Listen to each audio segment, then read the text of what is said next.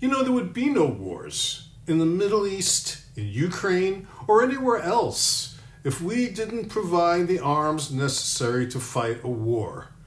We are the world's hypocrites, and the world knows it.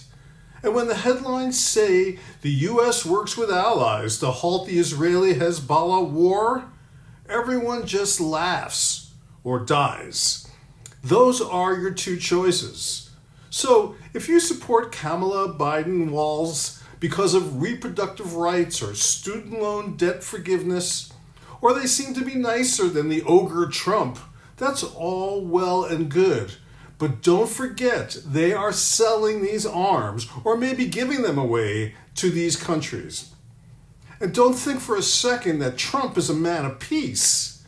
They like to brag that he may not have started any wars, but he has and continues to threaten to, whether it be domestic war against his enemies or international, and further escalated every war that he inherited.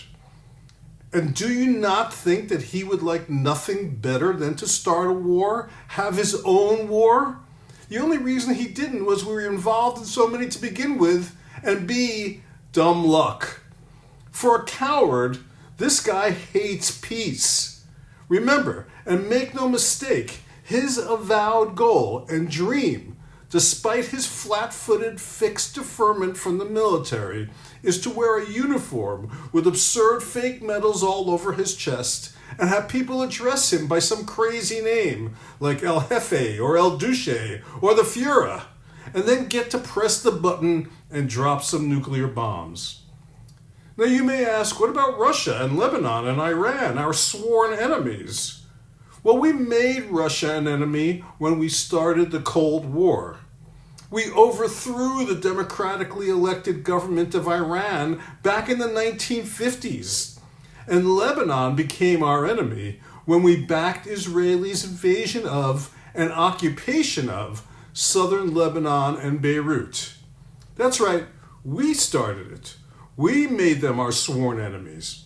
And it would be far more beneficial to them to stop fighting and rebuild their crumbling societies. You might say, well, the Ukraine sovereign territory is being encroached upon by Russia, and we have to defend that.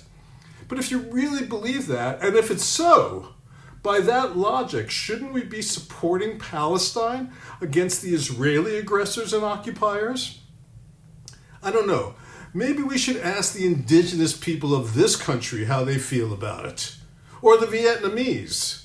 You see, we've learned from Vietnam that we can continue our forever wars forever if we don't send American troops to be killed, but just send American weapons and strategies and advisors. And when we do send troops, to lie about it or embed them in NATO, which, as we all know, is merely a front organization for us. We are on any side, all sides. We have no moral stance. We have no ethical imperative. We have no ideology except capitalism. Not democracy, capitalism. In fact, hyper-capitalism, of which war is an essential component. If selling arms and mass death make a profit, then we are underscoring the foundation of the only philosophy that counts in this country. Does it make money? A capitalist society is addicted to growth, expansion, colonialism, imperialism, empire building. These are the hallmarks of capitalism. Don't let the government and the media justify this amoral warmongering. Remember the prescient words of Jean Paul Sartre. Terrorism is the atom bomb of the poor. Don't blame victims for defending themselves. If you want to resist a bully, sometimes you have to fight dirty.